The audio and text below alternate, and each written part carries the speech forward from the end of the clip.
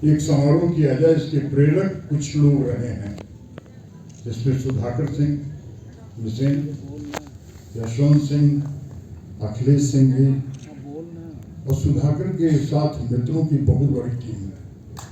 ये जिन लोगों ने भी लाल कुर्ते में यहाँ है लोग, लाल कुर्ता पैजामा में, इन सारे लोगों को मेरे प्रति आदर रखते हैं, लेकिन आज के दिन में सार्वजनिक रूप से उनके प्रति अपना आदर व्यक्त करते हुए अपने को कृतार्थ महसूस करते हैं। उन्होंने एक असेंबली कराने की कोशिश की है। लोहिया कहते थे कि 4 लोग ही सुनने वाले सही हों और हमारी बात उन तक संप्रेषित हो जाए तो उपलब्धि है। हाल पूरा नहीं भरा, लेकिन आधा हाल तो भरा है, और जितना हाल भरा है कदाचित उसके चौथाई मंच भी तो है, तो भी बातें तो हो रही हैं। मेरे बीच में सिंह साहब, विक्रम प्रताप सिंह जी, गुरुप्रसाद सिंह साहब तो है ही हैं, और आर परदेसी साहब शिक्षा जगत के इतने मूर्धन्य कार्य जो हमारे बीच में हैं, समय से आकर के उपस्थित हैं। मैं उनके प्रति भी कृतज्ञता ज्ञापित करता हूँ। हमारे बीच में कुछ अतिथि अभी भी अपेक्षित हैं, प्रतीक्षा है उनकी। जयशंकर सिंह जी उत्तर प्रदेश के परिवहन मंत्री हैं। उन्होंने अहमदाबाद एयरपोर्ट से मुझे फ़ोन किया। साहब के साथ मैं बैठा था, उनका फ़ोन आया कि भैया मेरी एक फ्लाइट शेड्यूल में दूसरे से आ रहा हूँ और थोड़ा देर कर दीजिए, मैं भी चाहता हूँ अपने लोगों के बीच में, उत्तर भारतीयों के बीच में पहुँच करके संवाद करना।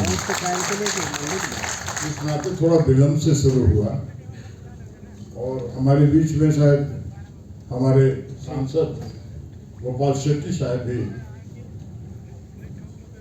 आमंत्रित हैं और अपेक्षित हैं कि वो यहाँ अपनी उपस्थिति प्रदान करके कृतार्थ करेंगे।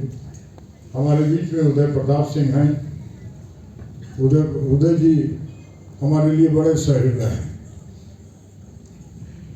और उत्तर भारत से, लखनऊ से, यूपी से कोई आवे और कितनी भीड़ हो, कितनों भी त्योहार उत्सव का अवसर हो और सिद्धि विनायक का दर्शन न हो जाए।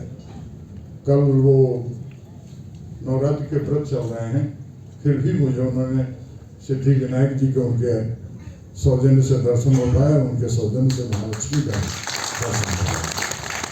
मेरे प्रति उनका अनुराग है, वो यहाँ उपस्थित हैं, मैं उनका भी स्वागत करता हूँ। आदरणीय अखिलेश सिंह जी के प्रति आदर व्यक्त करता हूँ, और अगर कुछ नाम रह गए हों, मुझसे भूल हुई हो तो क्षमा चाहते हुए मंच पे सभी उपस्थित आचार्य पवन त्रिपाठी जी उपस्थित हैं, उपाध्यक्ष हैं मुंबई भारतीय जनता पार्टी के, उनका भी मैं स्वागत करता हूँ।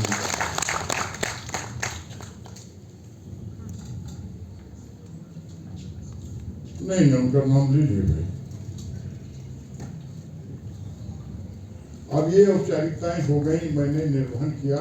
मेरे मन में मंच के प्रति भी आदर है। मेरे सम्मुख जितने आप सब श्रोता भाव से बैठे हो, आप भी मंच के ही स्तर के लोग, लेकिन आपने अवसर दिया है कि आपसे सम्मुख संवाद हो सके, और संवाद हमेशा सम्मुख भी होना चाहिए। आपकी उपस्थिति को मैं नमन करता हूँ। आप सब लंबे समय से प्रतीक्षा कर रहे हैं। गरबा का भी उत्सव है। उत्सव में व्यक्ति तमाम भाषण और क्या देखे, मनोरंजन के प्रति बड़ी रुचि रहती है, और गरबा बड़ा आकर्षित करता है। गुजरात और महाराष्ट्र, मुंबई में जगह जगह तो गरबा हो रहा है। यही कहीं सुना है पड़ोस में मुख्यमंत्री जी भी आ रहे हैं गरबा का में उस उत्सव में भाग लेने के लिए। शुभकामनाएं। इस नाते वहाँ भी लोग हैं। बहुत जगह हमारे एक आध रिश्तेदारों ने खबर किया कि भाई गरबा हो रहा है और आइटम है परिवार के बच्चों का, इस नाते बड़ी मजबूरी हुआ, हम तो आ जाएंगे लेकिन बच्चे नहीं आ पाए, स्वाभाविक है। तो परिस्थितियां सब होती, इससे मिल के इससे निकल करके भी जिन्होंने अनुकंपा की है उन सबके प्रति मैं नमन करते हुए अपनी बात शुरू करता हूँ। बात पे बात आई,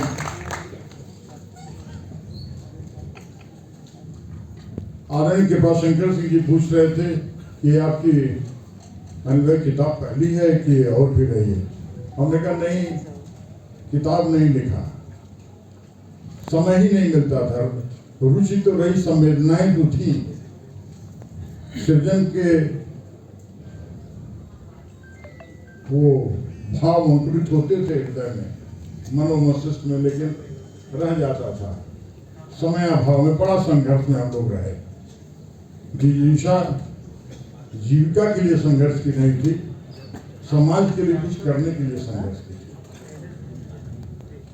अगर वो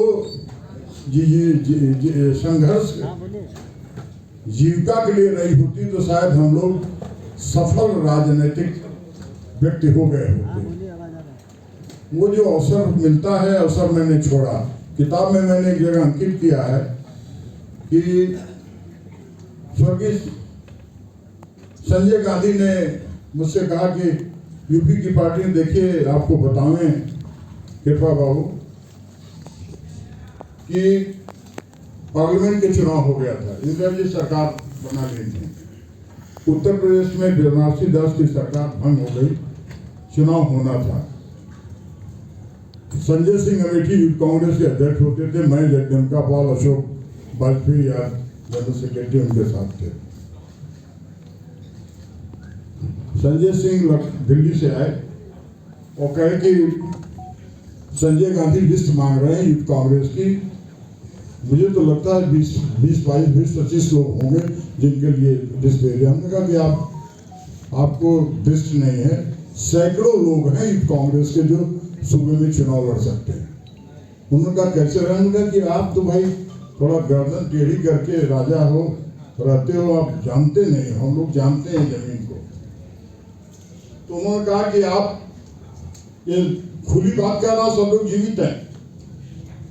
उन्होंने कहा कि मैं नहीं बैठूंगा, क्योंकि यूथ कांग्रेस के सारे ऑफिस बेयरर्स को लेके बैठ जाइए, यूनानिमस एक लिस्ट बना के दे दीजिए, सबके साइन रहे, मैं संजय गांधी को वही दे दूंगा।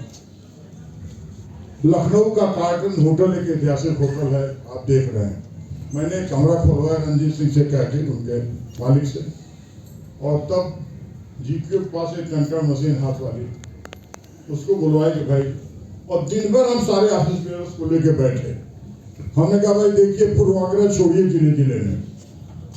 निर्मल खत्री, अगर आप खुद लड़ना चाहते हो तो आपके जिले फैजाबाद में, अयोध्या में जो पोटेंशियल लोग हैं उनको लड़ाना होगा और आपको सहमति देनी होगी, अन्यथा अपने लिए भी सोचिए। यही शब्द मेरे सबके साथ। मैं सच में उस समय, उस कालखंड में मैं सेकंड इन कमांड था,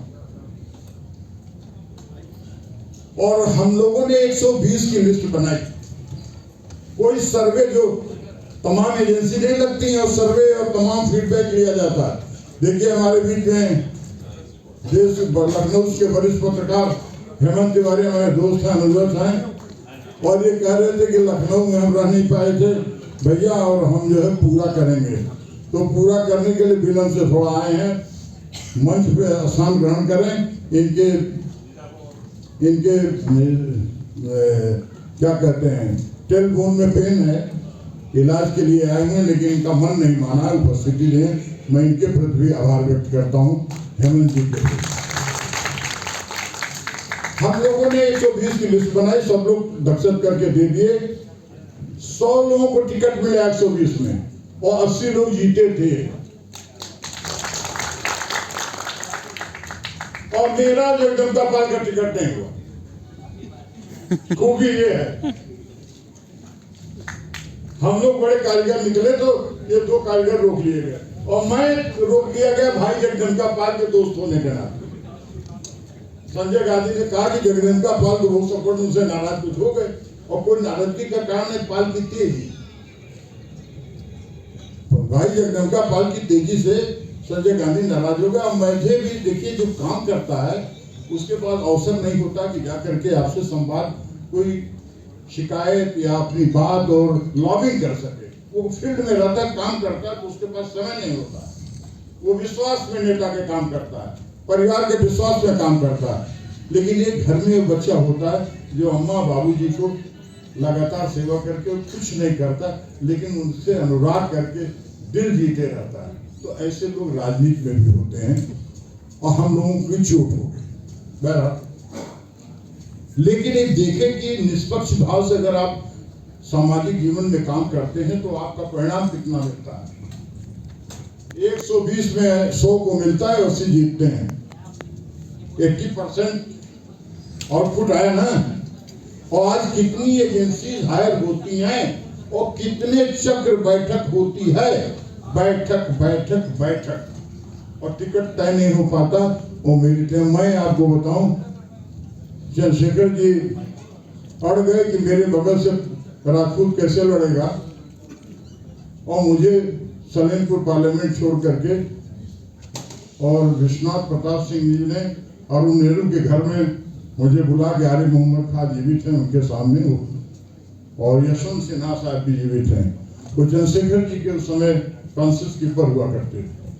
वो माइंड देने के लिए, होमवर्क करने के लिए अरुण नेहरू के घर पे विश्वनाथ जी के साथ बैठते थे कि कल पार्लियामेंट्री बोर्ड जो फॉर्मल ढंग से मीट करेगी तो वहाँ बदमजगी न होने पावे चंद्रशेखर जी और विश्वनाथ प्रताप सिंह ने। तो वो उनका माइंड दे करके उस तरह से ये लोग काम करके जाते थे।